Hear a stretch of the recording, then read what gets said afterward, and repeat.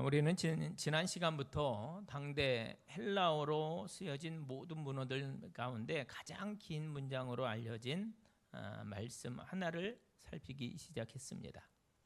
에베소서 1장 3절부터 14절까지 이어져 있는 이 하나의 문장은 자그마치 202개나 되는 헬라어 단어들로 구성되어 있다, 그렇게 말씀을 드렸어요. 그 문장이 그렇게 길어지게 된 이유가 있었습니다. 사도 바울이 그의 입을 열어서 우리에게 허락된 그 하늘의 신령한 복이 어떤 것인지를 딱 이야기하려고 하는데, 막상 입을 열어 이야기를 시작하다 보니까 그 진리의 무궁무진함이 너무 커요. 그래서 우리에게 허락된 그 복을 설명하고 또 설명하고 하다 보니까 그만 여러 개의 동사들 또 형용사들이 더해지면서 이렇게 긴 문장이 되었다라고 말씀드렸습니다. 여러분 기억하십니까?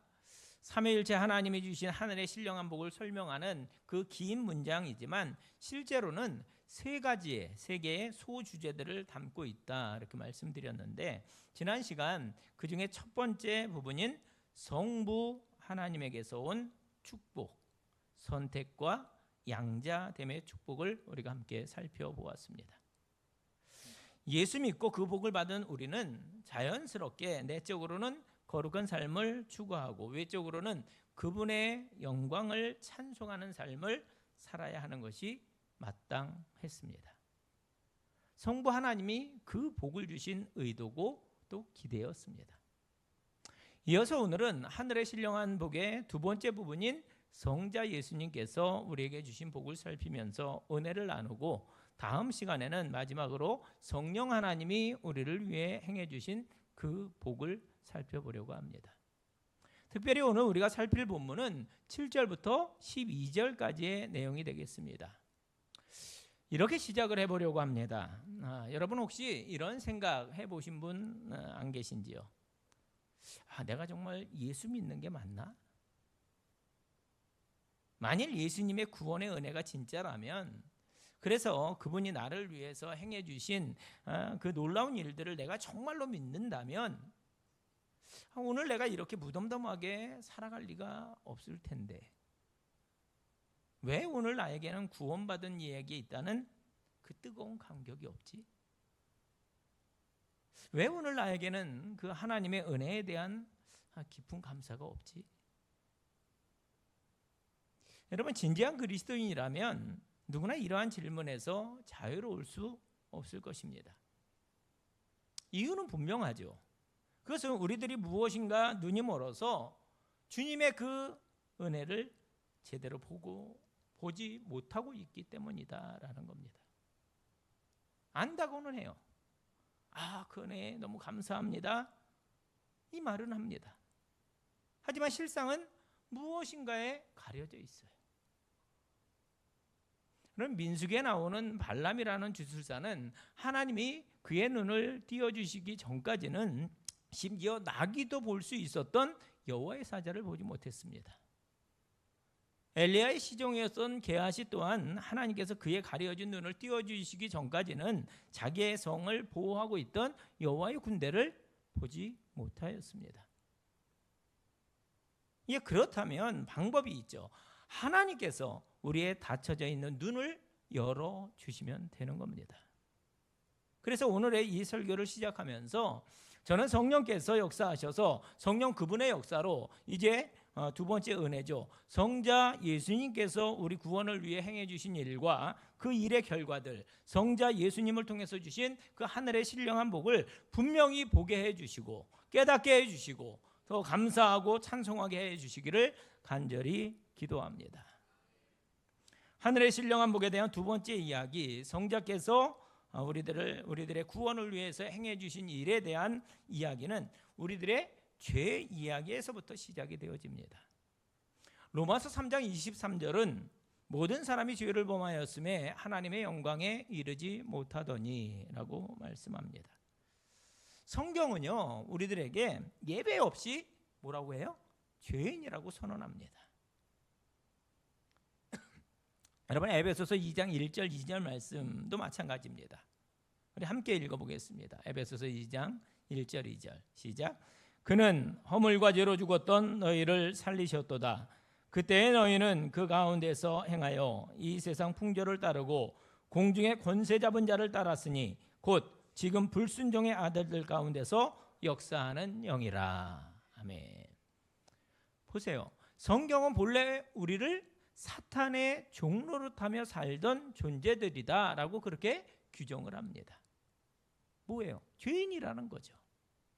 그 결과 우리는 사망이라는 죄의 삭을 받아야만 했습니다.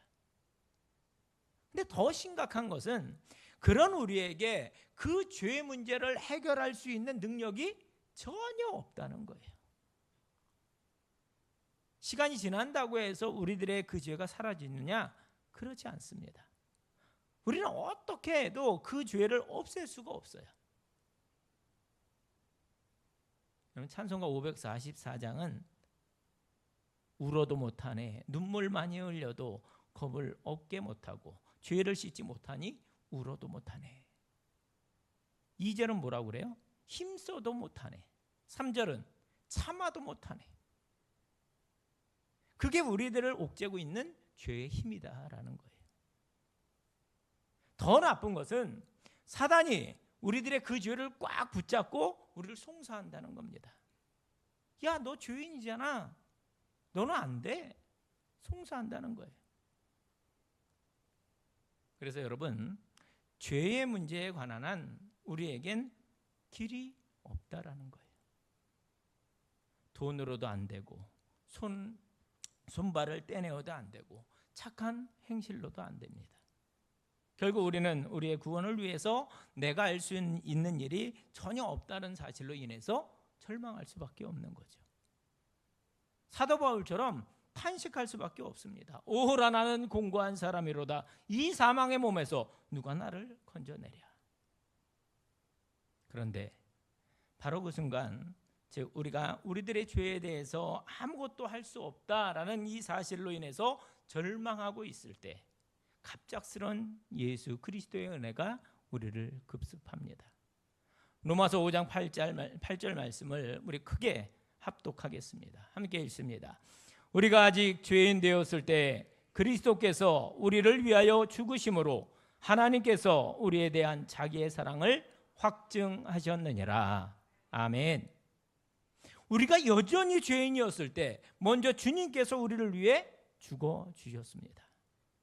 그래서 죄의 값인 사망을 내가 치러야 하는데 내가 치르지 아니하고 주님이 대신 치러주셔서 그로 인해 우리는 그 사망이라는 죄값을 내가 치르지 않고 죄값을 사함을 받았다는 것입니다. 그것이 바로 오늘 우리들이 이야기하고 있는 구원의 은혜인 것입니다. 이를 설명하고 있는 오늘 본문 7절 말씀은 우리는 그리스도 안에서 그의 은혜의 풍성함을 따라 그의 피로 말미암아 속량 곧 죄 사함을 받았느니라. 여러분 맞습니다. 여러분 주님께서 우리를 위해서 행해 주신 일이 바로 이것이에요. 속량 즉 죄 사함의 은혜라는 거죠. 바로 여기에서 오늘 설교의 주제인 성자 예수님께서 우리를 위해 해주신 일, 우리가 받은 하늘의 신령한복 두 번째 이야기가 시작되어집니다. 본문에 나오는 속량이라고 하는 말은 헬라어로 루트론이라고 해요. 루트론. 직역하면은 노예를 사서 풀어준다 그런 뜻입니다. 속전을 지불하고 그를 구출해낸다 이런 뜻이에요. 지금까지 죄의 종로를 타고 있던 우리를 위해서 주님이 당신의 피로 그 죄값을 대신 치르고 우리를 구원해 주셨다 이런 의미인 것입니다. 마태복음 20장 28절에서 주님이 말씀하십니다.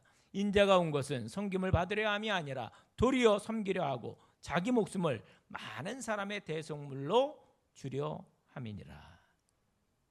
대속물 그것이 바로 예수님께서 십자가를 지신 정확한 이유라는 거예요. 우리 함께 기억하겠습니다. 우리 예수님은 자신의 목숨을 많은 사람을 위한 대속물, 속죄 제물로 주시려고 그걸 작정하고 이 땅에 오신 분이십니다. 그래서 성경은 온통 검붉은 색입니다. 우리의 죄값을 예수님 당신의 피로 대신 치러주셨다는 이 사실을 강조한다, 그런 말씀입니다. 우리의 궁금함이 있어요. 도대체 성경은 왜 그렇게 계속 반복해서 예수님의 피 흘리심을, 예수님의 그 피 흘리심으로 치루어진 피값에 대한 이야기를 계속 이렇게 하고 있느냐? 여러분, 이게 좀 끔찍한 얘기 아닙니까? 그런데도 왜 성경은 피값을 그렇게 중요하게 여기느냐? 이것을 바로 이해하기 위해서 우리 잠깐 이스라엘의 옛 역사 속으로 가 보셔야 합니다. 그것은 5,000년 전 저 애굽의 노예로 살고 있던 이스라엘이 그 출애굽의 역사를 맛보기 전날 밤입니다. 소위 유월절이죠. 유월절. 그 첫 번째 유월절. 바로 그 첫 번째 유월절 밤에 일어났던 일을 말씀드리려고 하는 겁니다. 우리는 애굽 땅에서 출애굽하기 직전 하나님께서 애굽에 몇 가지 재앙을 내리셔요? 10가지 재앙을 내리셨던 사실을 알고 있습니다. 그 중에 제일 마지막 재앙이 장자의 죽음이라는 끔찍한 재앙이었어요. 하나님 말씀대로 당신의 죽음의 사자를 그 땅에 보내셨고 애굽 땅에 있는 모든 장자들의 생명을 그날 밤 거두십니다.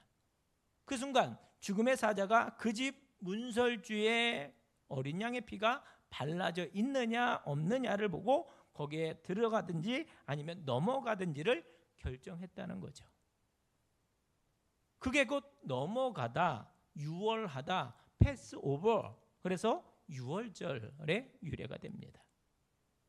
중요한 것은 여러분, 그 집이 이스라엘 백성의 집이든 또 애굽 사람의 집이든 그게 아무런 상관이 없었다는 거예요. 그날 밤 요지는 그 집 문설주에 어린 양의 피가 발라져 있었는지 아니었는지 바로 그게 핵심이었다라는 겁니다. 그게 피값이라는 거예요. 보세요. 그날 그 집에 그 집 사람들에게 뭐 죄가 있었느냐 없었느냐, 얼마나 착했느냐, 그게 중요하지 않았다는 거죠. 실제로 애굽 사람이냐 아니면 히브리 사람이냐, 이 출생 성분도 또 얼마를 가졌느냐, 그 집이 뭐 큰 집인지 작은 집인지 소유, 이런 것도 아무런 문제가 되지 않았다는 거예요. 오늘날로 말하면 교회에 얼마나 오래 다녔느냐, 직분이 뭐냐, 교회에서 그동안 어떤 일을 했느냐, 이게 전혀 중요하지 않았다라는 겁니다. 단지 거기에 어린 양의 피, 예수님의 속량을 상징하는 그 피값이 지불되었느냐 아니냐, 그것이 문제였다라는 거예요. 그리고 그걸 보면서 우리는 비로소 예수님께서 당신의 피를 흘려주시기 위해 이 땅에 오셨다는 말뜻을 이해하기 시작합니다. 그래서 세례 요한이 그분을 보고 보라, 세상 죄를 지고 가는 하나님의 어린 양이로다라고 선언했던 것입니다. 히브리서 9장 12절 말씀은 더 생생합니다.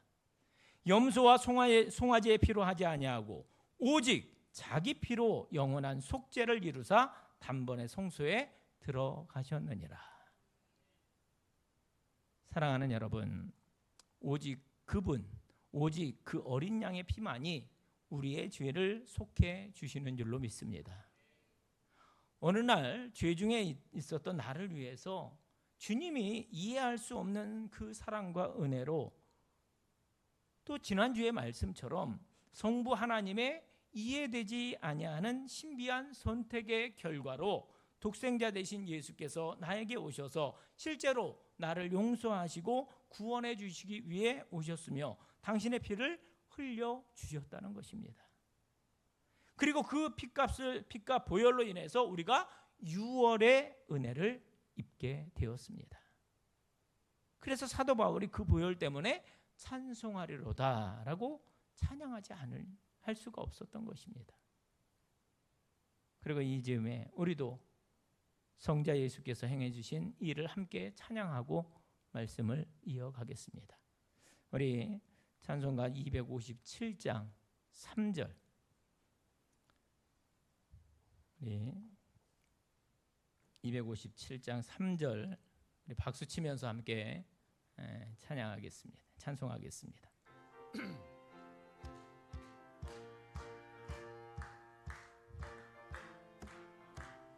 나 같은 죄인이 용서함 받아서 어둠은 확실히 믿기는 어린 양 예수의 그 피로 속죄함 얻었네. 아멘. 속죄함 주 예수 내 죄를 속겠네. 할렐루야 소리를 아파요 함께 찬송하세. 그 피로 속죄함 얻었네. 아멘.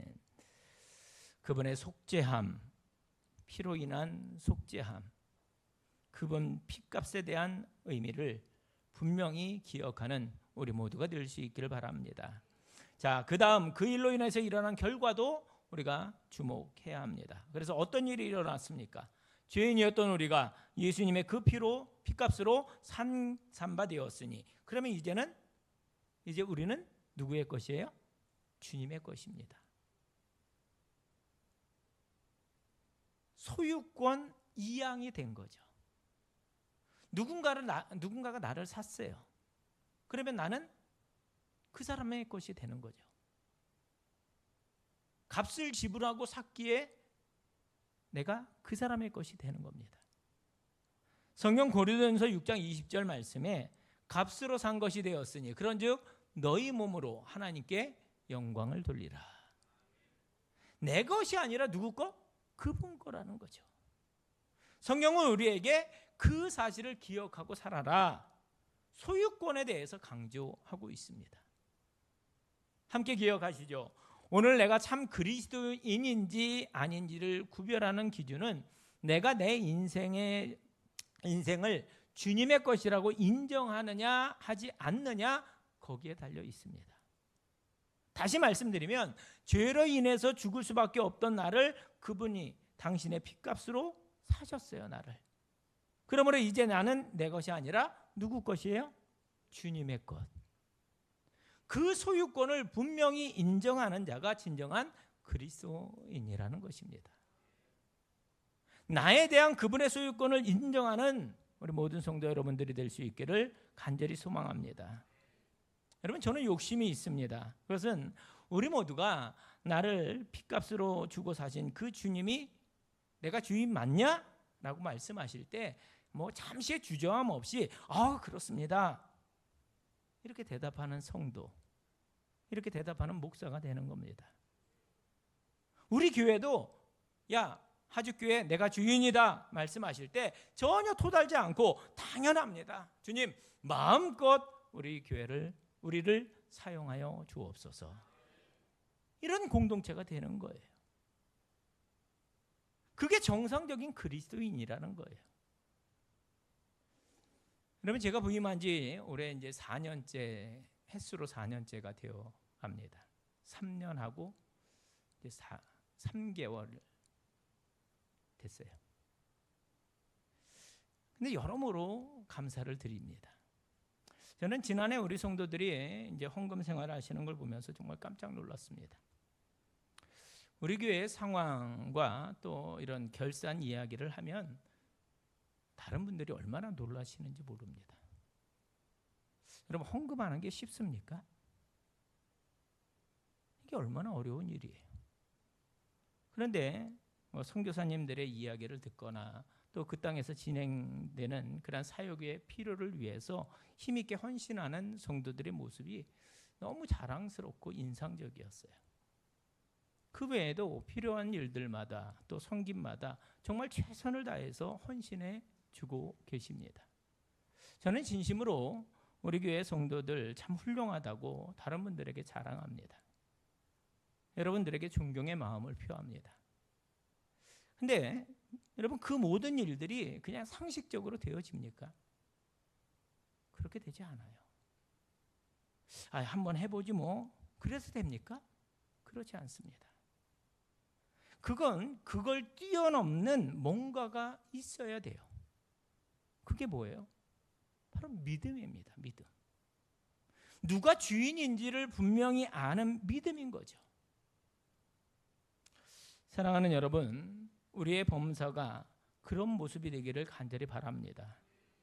용인에 하죽교회가 있다, 그 정도가 아니라 용인에 정말 살아있는 교회, 정말로 순종하는 교회, 정말로 헌신하는 교회, 그래서 주님이 주목하시고 필요할 때면 언제나 다가오시고 사용하는 교회가 있더라.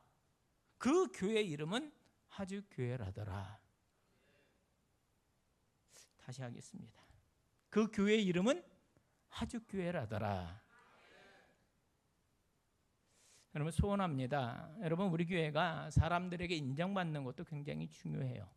하지만 주님으로부터 하죽교회에게는 이 일을 좀 맡겨야 되겠다. 그렇게 인정받는 교회가 되기를 간절히 소원합니다. 이를 위해서 여러분 한 분 한 분을 축복합니다. 여러분의 인생이, 여러분의 가정이, 여러분의 사업이, 여러분의 자녀가 여러분의 생각보다 훨씬 더 큰 것들이 되기를 축복합니다. 그래서 더 크게 주님을 섬기고 훨씬 더 크게 선교의 사명을 감당하는 교회가 되기를 축원합니다. 우리가 그분의 소유권을 인정하고 선언할 때 주님은 반드시 우리로 당신과 함께 걷는 멋진 모험의 장으로 우리를 초대해 주실 줄로 믿습니다. 자, 소유권 그 다음은 죄사함에 관한 것입니다. 주님께서 당신의 핏값으로 우리의 죄값을 치러주셨을 때 어떤 일이 일어나느냐? 그의 피로 말미암아 속량 곧 죄사함을 받았느니라. 맞습니다. 하늘의 신령한 복 중 성자 하나님에게로부터 우리가 받은 축복이 바로 이 속량 죄사함의 복입니다. 그럼 속량 죄사함은 이게 무슨 뜻입니까? 우리의 죄가 다 사해지고 없어졌다라는 거예요. 이 말의 의미를 정말 진지하게 여러분 생각해 보십시오. 우리의 삶을 늘 옥죄고 또 우리들 얼굴에 기쁨을 다 앗아가는 그 죄가 사해지고 없어졌답니다. 그게 성자 예수님으로 인해서 우리가 받게 된 축복이라는 거예요. 그게 성자 예수님께서 나의 구원을 위해 행해 주신 놀라운 은혜라는 것입니다. 하늘에 속한 신령한 복이 그거예요. 그러므로 오늘의 말씀을 들은 우리는 이제 그분의 은혜를 그대로 받아서 믿고 그대로 누리는 거죠. 여러분, 감정을 따르지 말고 의지를 동원하시기 바랍니다. 나는 구원받은 하나님의 자녀이지. 나를 위해 예수님 그분의 고귀한 피가 흘려졌지. 그 피값으로 말미암아 나는 속량 받았지. 내 죄는 다 사라졌지. 나는 하나님 앞에 새로운 피조물이지. 여러분, 매일매일의 삶이 분명히 달라지게 될 것입니다. 그게 속량, 죄사함을 받은 이의 삶이라는 거예요. 이어지는 말씀을 보면 그 놀라운 죄사함의 결과 이제 우리의 삶에 이런 일이 일어난다고 합니다. 8절 말씀이에요. 이는 그가 모든 지혜와 총명을 우리에게 넘치게 하사. 이제 죄사함을 받은 우리에게 하나님의 지혜와 총명이 있다는 거예요. 그때서야 하나님의 뜻과 계시를 깨닫게 되어집니다. 그러면 이제는 엉뚱한 것들, 즉 이 땅에만 있다가 잠시 후에 저 땅으로 가지고 갈 수 없는 것들, 그것 말고 이 땅에서 그 땅으로 가지고 갈 수 있는 것들, 거룩한 삶과 하나님을 찬양하는 삶과 주님께 인정받는 영혼과 관련되어져 있는 하늘나라의 상급으로 쌓을 수 있는 것들을 정말 내가 해야 되겠구나. 그걸 정말 해야 되는구나. 그 잃어버려진 영혼을 주께로 되돌리는 일에 내 삶을 맞춰야 되는구나. 내 인생의 소망을 여기 말고 거기에 둬야 되는구나. 여러분, 이게 하나님이 주시는 지혜와 총명인 줄로 믿습니다. 또 그게 다가 아니에요. 9절 말씀. 그 뜻의 비밀을 우리에게 알리신 것이요 그의 기뻐하심을 따라 그리스도 안에서 때가 찬 경륜을 위하여 예정하신 것이니. 그런 이들, 속량함을 받은 이들에게는 하나님의 비밀을 알게 하는 축복도 주신다. 이렇게 말씀하셔요. 여러분, 지난 시간 우리는 영원하신 하나님의 시간 속에서 성부 하나님이 주신 은혜, 양자됨의 비밀을 우리가 함께 들었습니다. 오늘은 성자 하나님의 은혜, 속량, 피값으로 나의 죄를 용서해 주셨다는 이 비밀을 또 들었습니다. 죄사함 받은 이들에게 이런 식으로 하나님의 비밀들이 하나둘씩 보이기 시작하는 거죠. 우리가 성경을 읽을 때 여러분 밭에 감추어진 보아의 이야기를 전에는 그냥 읽었는데 그 비밀을 알게 되는 거예요. 그래서 그 사람이 자기의 모든 걸 팔아서 그 밭을 사게 됐구나. 혼인잔치의 비유도 알게 됩니다. 그 초대에는 다른 걸 다 제쳐두고 반드시 참여해야 되겠구나. 그것에 들어갈 때 거룩한 예보, 바른 성도의 행실이 이게 문제가 되는구나. 이걸 깨닫게 되는 거예요. 세상 사람들은 듣기는 들어도 깨닫지 못하는 놀라운 비밀들을 하나하나 알게 되는 축복. 그것이 바로 주님이 죄 사함을 받은 이들에게 주시는 지혜와 총명이고 하나님 나라의 비밀을 보여주시는 일인 줄로 믿습니다. 또 10절도 있어요. 하늘에 있는 것이나 땅에 있는 것이 다 그리스도 안에서 통일되게 하려 하심이라. 구원받은 사람들이라면 이제 새로운 질서 안에서 살게 된다는 겁니다. 오래전에 하나님의 질서는 타락으로 인해 망가졌어요. 그런데 예수님의 이 구원의 역사로 인해서 새로운 나라가 펼쳐지게 됩니다. 구원받은 성도는 이제 그분의 질서 안에 들어가서 그 하나님 나라의 다스림 속에서 살아가게 되는 것입니다. 그래서요, 마지막 12절 우리 함께 크게 읽겠습니다. 이는 우리가 그리스도 안에서 전부터 바라던 그의 영광의 찬송이 되게 하려 하심이라. 아멘. 여러분, 지난 시간과 마찬가지로 오늘도 바울은 성자 예수님께서 우리에게 주셨던 이 은혜를 설명한 후에 다시금 찬송으로 본 이야기를 마무리하고 있습니다. 여러분, 바울이 그렇게 공고한 삶을 살았는데 어떻게 그가 변함없이 신실하게 그 길을 걷고 입만 열면 찬양으로 시작하고 그렇게 찬양으로 맞춰질 수 있을까? 여러분, 틀림없는 거죠. 그에게 주셨던 성자 예수님의 은혜, 하늘의 신령한 복을 기억하고 되뇌었기 때문인 줄로 믿습니다. 죄인 중에 괴수였던 자, 만삭되지 못하고 태어난 자 같은 자. 여러분, 이게 바울이 사용했던 용어입니다. 아니, 그런 빌립보서 1장 21절에서 이렇게까지 외칩니다. 이는 내게 사는 것이 그리스도니 죽는 것도 유익함이라. 뭐라고요? 죽는 것까지도 유익하다고 말합니다. 그의 고백을 원어로 살펴보면 여러분 엄청난 비밀이 드러납니다. 그 원래 의미가 뭐냐? 실은 죽는 것도 곧 얻는 것이다. 그런 의미가 그 안에 있습니다. 죽는 것도 뭐라고요? 얻는 것이라는 거예요. 여러분 기억하십시오. 저와 여러분이 그분을 위해서 뭘 해드려요? 우리가 그분을 위해서 뭘 포기해요? 아닙니다. 실제로 그것조차 희생이 아니라 얻는 것이라는 거예요. 여러분 믿습니까? 여러분 이게 놀라운 발견입니다. 여러분 우리가 헌신한다고요? 우리가 그분을 위해서 뭘 좀 해드린다고요? 우리가 그분을 위해서 뭐 희생해 드린다고요? 실은 그게 그런 게 아니라는 겁니다. 그 희생과 헌신까지도 실은 모두 다 얻는 것이라는 거예요. 우리가 예수를 믿음으로 얻게 되는 예수 그리스도라는 축복의 가치가 그만큼 큰 것이라는 반증입니다. 사랑하는 여러분, 여러분들은 행운아입니다. 그 엄청난 복음, 그 엄청난 구원, 그 엄청난 예수 그리스도를 얻으신 분들이기 때문에 이게 복음의 역설인 거예요.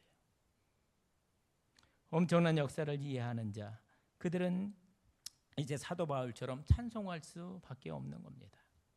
높은 산이 거친 들이 조막이나 궁궐이나 내 주 예수 모신 곳이 그 어디나 하늘나라. 어디가 되든 상관이 없는 것입니다. 여러분 오늘 맨 처음에 던졌던 질문으로 돌아가 보시죠. 만일 예수 그리스도 그 구원의 은혜가 사실이라면 왜 그분이 나를 위해 희생해 주신 모든 이야기를 듣고도 내가 이렇게 무덤덤하게 이 길을 가고 있을까? 왜 오늘 나에게는 십자가의 구속, 그 구원의 은혜에 대한 감격이 이렇게 모자란 것일까? 오늘 나는 왜 그 놀라운 이야기를 듣고서 그래서 뭐가 어떻다는 건데 이렇게 여기며 하루하루를 흘려보내고 있는 것일까? 여러분, 이유는 하나입니다. 그래서 우리가 예수 그리스도를 통해서 주신 그 대속의 은혜가 얼마나 귀한 것인지를 잊었기 때문이죠. 그 죄사함, 속량의 은혜를 잘 모르기 때문인 겁니다. 독일의 유명한 화가 스텐버그의 이야기를 여러분 들어보셨는지요? 어느 날 그 스텐버그에게 성 제롬 성당의 벽화를 그려달라는 부탁이 들어옵니다. 영광스러운 일이었기에 기꺼이 그 청에 응해서 예수님의 일생을 나름대로 그려나가기 시작을 해요. 예수님의 고난, 또 그분의 채찍질 당하는 모습, 홍포를 벗기고 조롱당하는 모습, 또 군병들이 제비를 뽑는 모습, 십자가 위에서 신 포도주를 마시는 모습, 가시관을 쓴 채로 피를 흘리시는 모습 등등 하나하나 그 작업을 진행해 갑니다. 그렇게 진행하는데 등장인물이 많아서였는지 모델들이 많이 필요했습니다. 어느 날 거리를 이렇게 나갔다가 딱 필요한 한 집시 소녀를 발견하고 모델 일을 제안을 합니다. 그래서 소녀가 수락했고 그림 작업이 계속되어지죠.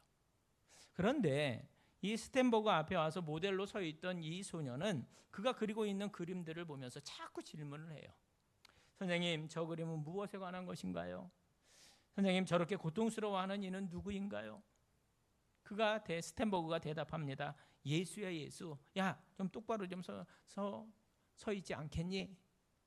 잠시 후에 또 묻습니다. 그러면 저 군인들은 왜 저 사람을 저렇게 잔인하게 대합니까? 그럴 일이 있었어. 그럼 저기서 울고 있는 사람은 누구예요? 자꾸 그러니까 너무 성가셔서 그림을 그릴 수가 없는 거예요. 그래서 좀 화가 나서 스텐버그가 이렇게 얘기합니다. 야, 너 모델로 받고 싶지 않냐?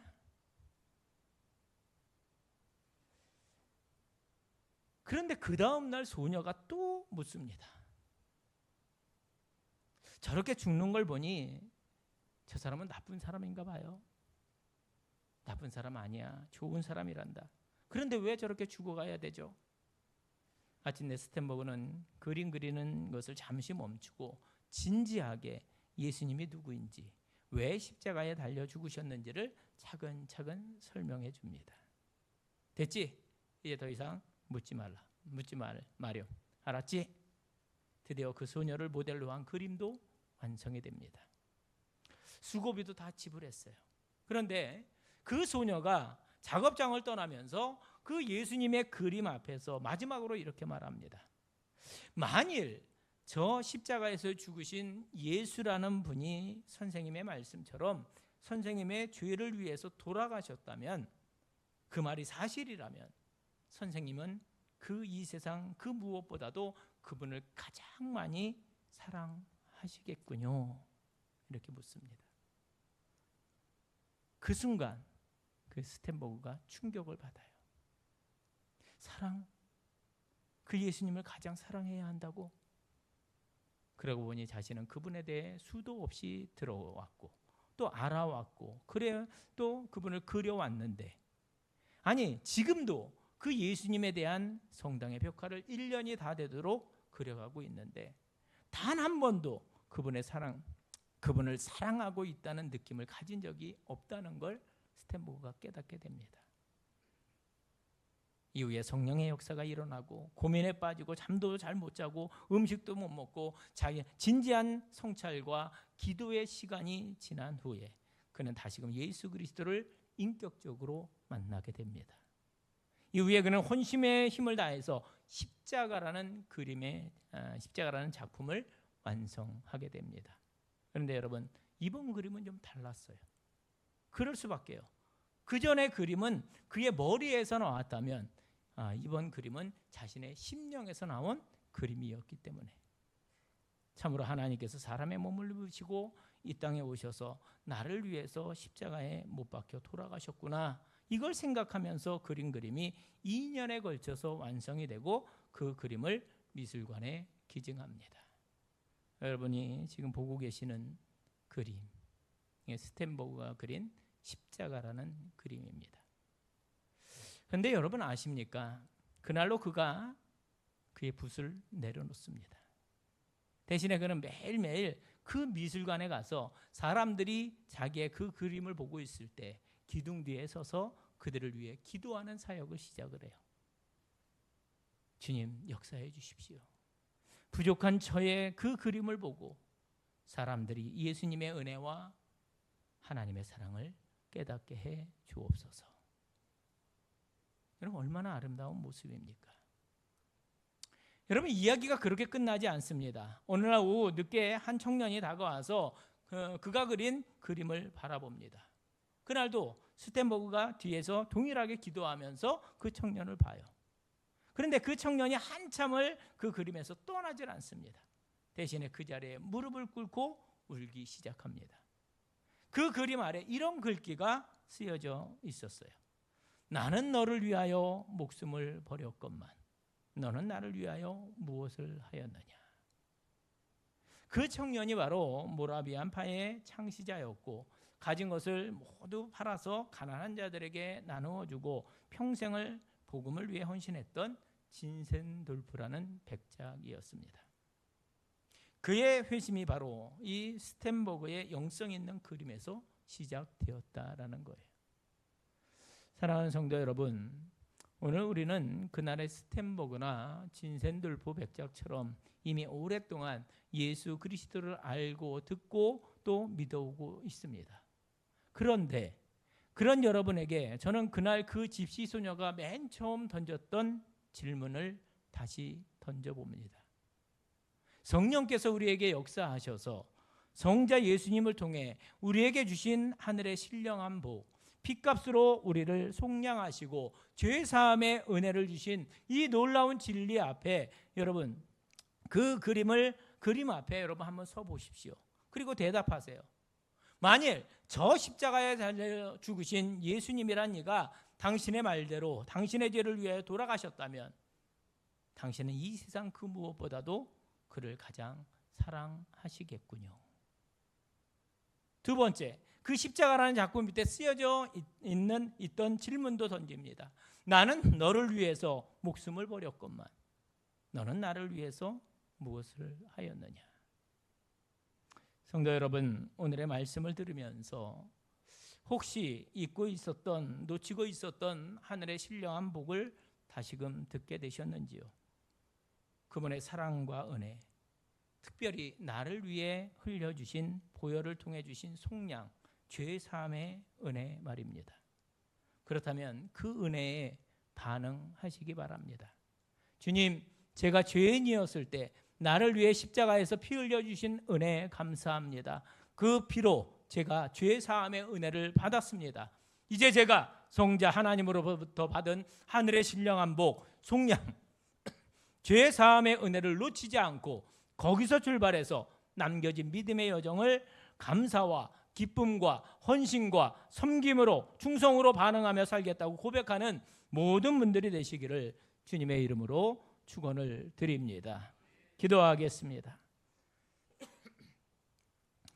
하나님, 오늘 성삼위 하나님께서 주신 하늘의 신령한 복 중에 두 번째 축복, 성자 예수께서 우리를 위해 주신 일, 피 흘리심과 속량해 주심, 지혜를 사하여 주심에 대한 말씀을 들었습니다.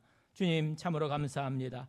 주님, 놀랍습니다. 주님, 찬양합니다. 이제 그 축복을 받은 우리 모두에게 죄 용서와 구원의 확신이 분명해지는 은혜를 허락해 주시고 거기서 출발해서 하나님이 주시는 지혜와 총명으로 하늘의 비밀을 붙잡고 남겨진 인생을 살아가는 주의 백성들 되게 해 주시옵소서. 주님을 위해서 우리가 드리는 헌신, 희생, 생명까지도 사실은 희생하고 포기하는 것이 아니라 영원한 상급을 얻는 것이라고 하신 말씀, 그 비밀을 우리로 소유하고 실험하고 간증하고 체험하는 살아있는 신앙인들 되게 해 주시옵소서. 이제부터 우리 신앙생활에 또다시 새로운 기쁨과 충성과 헌신과 찬성으로 가득 차게 하여 주옵소서. 예수님의 이름으로 기도하옵나이다. 아멘.